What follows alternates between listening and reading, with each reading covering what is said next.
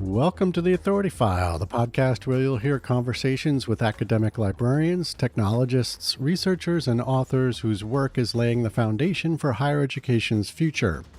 I'm Bill Mickey, your host and the editorial director at Choice. In this four-part series, which is brought to you with support from AM, my guests and I will be taking a deep dive into their new open access resource, First Folios Compared. And the first folios that we're talking about here are versions of the compilation called Mr. William Shakespeare's Comedies, Histories, and Tragedies. First published in 1623, it features 36 of Shakespeare's plays, and AM has partnered with a number of institutions to either digitize for the first time or import existing digital versions onto its Cortex content management platform. It's estimated that there are just over 200 First Folios still in existence, and AM has a little more than 50 of them represented in this resource. They've got a set from the Folger Shakespeare Library, Shakespeare's Globe, and the Elizabethan Club and Beinecke Rare Book and Manuscript Library, just to name a few. All of these volumes are in various stages of wear. Some are pristine, some not so much. But one of the cool things about this resource is the detailed metadata that lies underneath, which allows researchers and students to visually inspect volumes side by side, allowing for unprecedented simultaneous comparisons. Joining me to talk about First Folios are Claudine Nightingale, publisher, and Anna Attrell-Klein, product specialist, both from AM. Claudine and Anna are on hand to talk about how this project came together, the characteristics of the collection, the technology that supports it, and how the platform will continue to expand. In this second episode of our four-part series, we take a closer look at the First Folios Compared resource, including the digitization process, the platform's discovery and navigation features, and how researchers can use the comparison tools to view the many unique characteristics of these volumes. So let's take a little closer look at the product. So how much digitizing, did you need to do with the folios? I understand, some institutions already had either begun digitizing their first folios or they were already digitized. I mean, was this something you could just kind of pull into Cortex, or, what was involved there? Yes. So, the majority of first folios were already digitized. That was kind of our logistical qualifying factor in terms of making the project work. Was that we would need to just source those that were already digitized by the partners we were going to work with. The only exception to that is the RSC's first folio, which we did digitize in time for this project. It actually also lives within the RSC archive project that we produced that was released earlier this year. And because we already were scanning and digitizing that RSC content at the archive at the time we were developing this project, it seemed like a good idea. They hadn't digitized their copy already, so we decided to take advantage of the fact that we had the digitization set up there and ready to go. And we, digitized that copy for inclusion. And the really nice thing about having done that, having digitized one of the copies for this project, was we were able to include an additional feature in the site which talks about the process of digitizing a first folio. There's a video that was created by our digitization partner, Townsville Archiving, who were doing that digitization for that project. So they've created a great video, and there's some additional exhibition feature that goes through the process and shows all the different steps that need to take place to digitize such a delicate and treasured item. Yeah, I saw that video. That's pretty cool the way they showcase it. I mean, the way that um, the volume needs to be set up and photographed, and it's pretty amazing. I think the other good thing about that is that it sort of demonstrates what a huge undertaking all the different institutions who mm, contributed to this project must have gone through. Again, show you why we couldn't have done it for for everybody. It's a really it's a really complex process when you've got such a valuable document. yeah. Because they sell for millions of pounds. So even just like adjusting the insurance alone is for the period of having Ah, it digitizing is one aspect. It's a really complex process, and so I think what's really nice is it shows the steps that we went through to have that one first folio digitized, that all the other partners must have gone through individually over the years Mm. to create their own digital copies. Right, exactly. So, let's talk about the collection as a whole. Can you describe that and the various characteristics of it? You've got a sort of a global representation. There's some variations in the various copies. Can you talk about that a little bit more? Yeah, I'll say a little bit, and then Anna might have some other thoughts to add as well. I'm sure. Sure. Yeah, but I think what's nice about it is we've got a reasonably good geographical spread. I mean, obviously, the first folios are where they live currently, and the majority live where you'd expect, in the UK and the US. That's where they're currently seated. So we have a lot of copies from UK and US, but also we've got a good number of European copies we've managed to include in the project, France and Germany, other places, and also a copy from Australia and New Zealand, which is really nice. And we're hoping to expand the global reach soon too, as well, with further copies due to be added later in the year. So I'm hoping that'll get even more geographically diverse very soon. I mean, in terms of other variations, that's what's so fascinating about first folios is they're just all really different. Some places are it depends on what's happened in their 400-year history. Who's been looking after them, where they've been hiding. Some of them were obviously missing for a long time. There are a few copies that are just absolutely pristine. I think it's the one in Cologne that they claim that theirs is the most pristine copy in existence. I mean, it's just hardly been touched ever. Um, Oh, Contrastingly, you have a copy like the copy at the Dulwich College Archives in the UK, which has the whole of the tragedy section is missing apart from the first page of Romeo and Juliet. Everything else has been wow. chucked in the bin at some point. It sounds like they think it happened in the 17th century as well, so it happened pretty early on. Someone obviously didn't like the tragedies, and there's all sorts of marks and stains all over it, and it's various other copies are really really heavily annotated by previous owners, so they're all completely different in the way that they've evolved over their 400-year history. And obviously, for those who study the first photos more sort of bibliographically, there are lots of sort of textual differences in terms of the printing, the way it's been printed. Hmm. Because obviously it took months to print them all, and the process of doing it meant that there were lots of tiny variations between each copy. So those sort of details, the granular details that people really like to see, and this site gives you the chance to compare that between different copies and see those differences. Right. And I imagine those differences play into or can have an impact on the research that's done on those. I guess that would be of interest to researchers to see the annotations, for example, and all of that. Absolutely, yeah. These are the sort of things that people like to look at. For various differing research interests. If it's Shakespeare's plays itself you're interested in. There are different clues in the way that they were sort of, because it took so long to print them all. They slightly sort of edited them as they went along, so there are little changes made, and Hmm.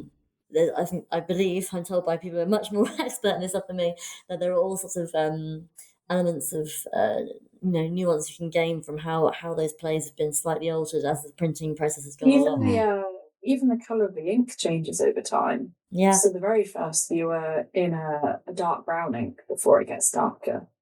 Yeah. exactly. So from a sort of book historian point of view, there's loads of really fascinating things you can look at in terms of the way it's actually been physically printed. Hmm. But yeah, all like you say, all those different sort of nuances between the copy give you loads of opportunities for research. Like you say, the more obvious one, I think, for the layperson like myself, is the annotations. I think a really easily accessible point of research. They're so interesting, and they're so they give such an insight to the people who actually were using the copies. Hmm. There's instances of female owners who've had copies of it, and you can see where they've been annotating sections that they've highlighted. And there's questions to ask around why they decided to annotate that particular section, why they've signed their name next to a particular quote. Yeah, it's really fascinating, all the different ways you could interpret those annotations and learn from them. Right, right. And Anna, anything you want to add about the collection? I was just going to talk about how, yeah, the variations between the copies are what make this collection so fascinating. And we've got a really good representative sample of the spectrum of condition and journeys. So, like Claudine said, it is the copy at University and City Library of Cologne that is considered perfect. So, there are only about 14 copies in the world that have that perfect status.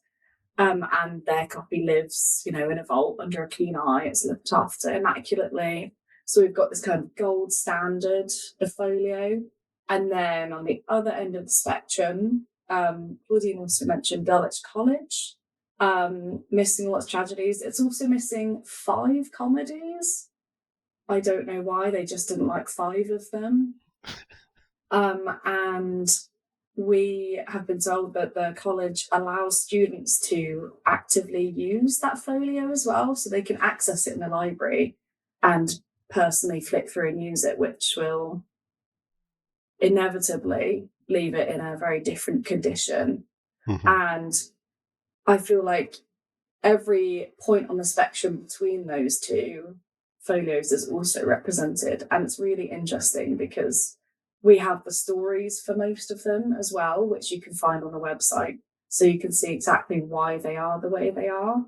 So it's not just that you can analyze the text themselves, but you have the context and the why of it, which to me personally is one of the most interesting aspects of following these journeys. Excellent, right.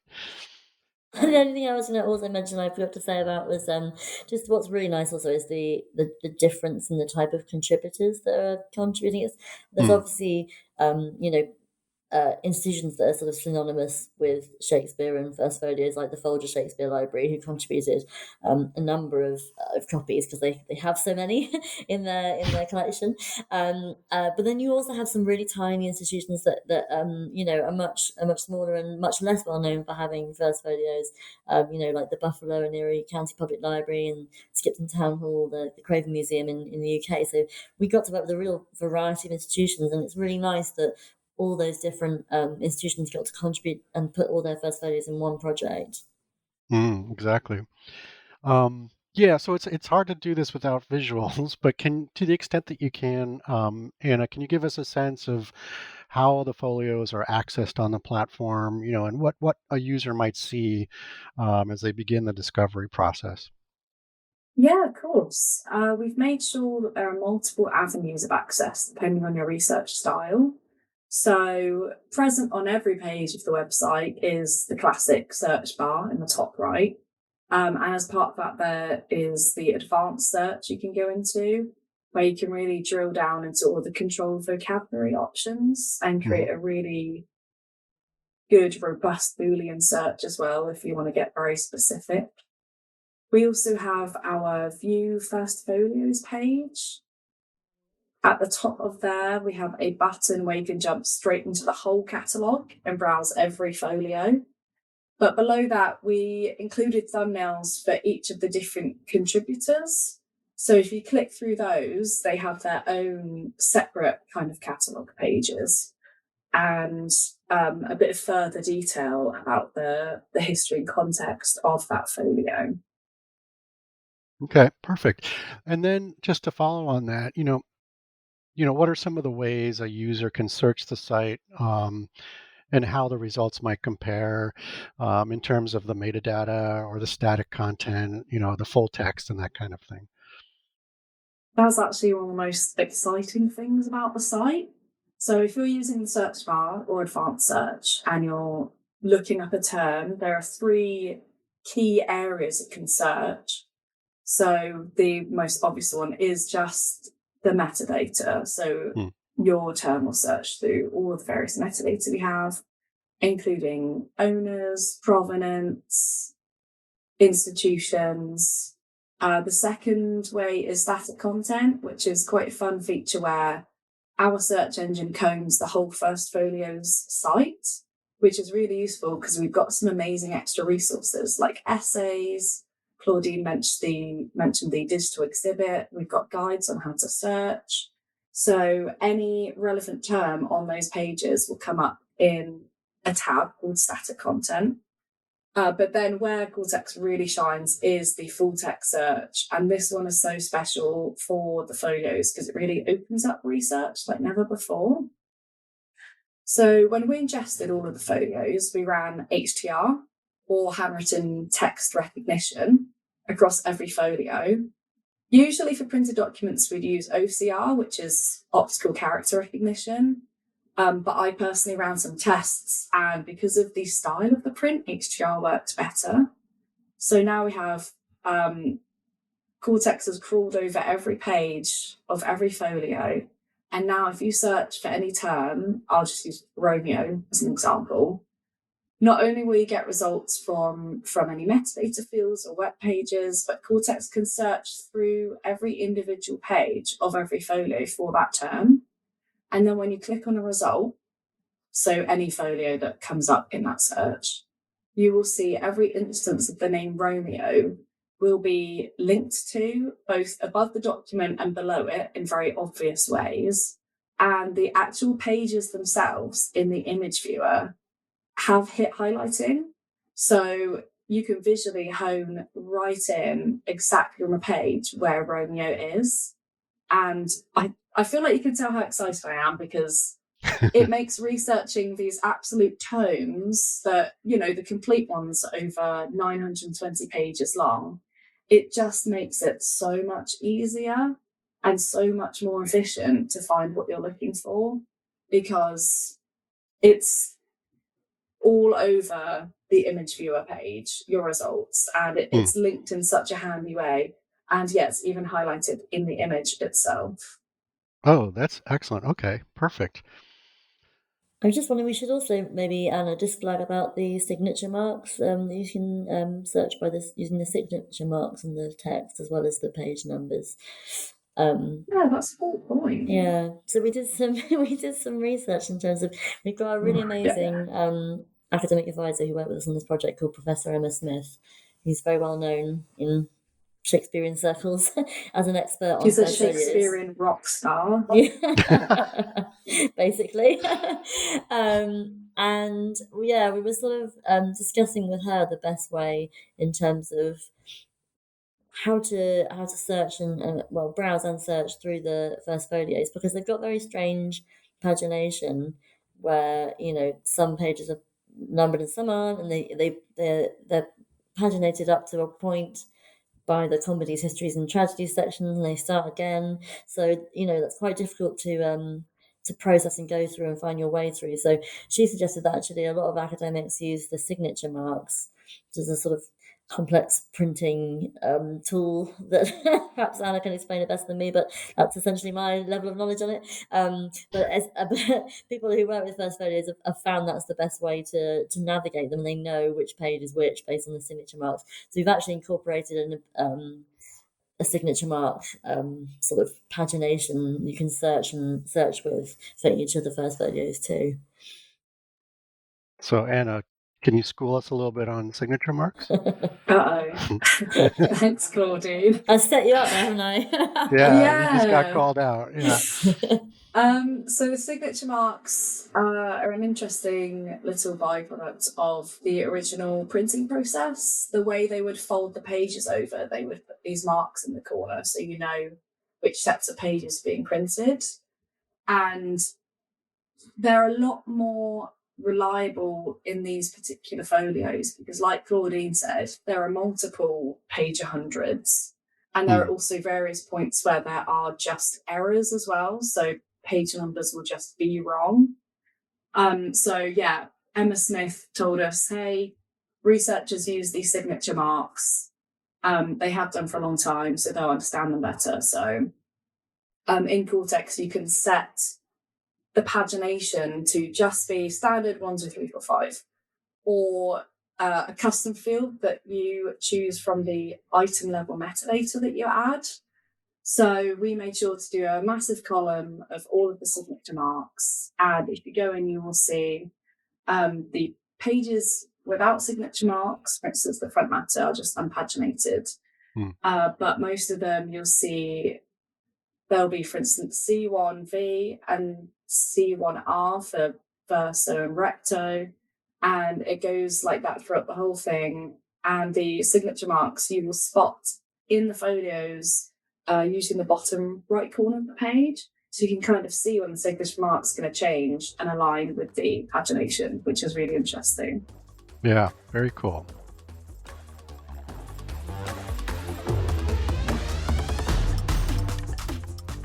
You just heard from Claudine Nightingale, publisher, and Anna Attrell-Klein, product specialist, both from AM. This series is brought to you with support from AM.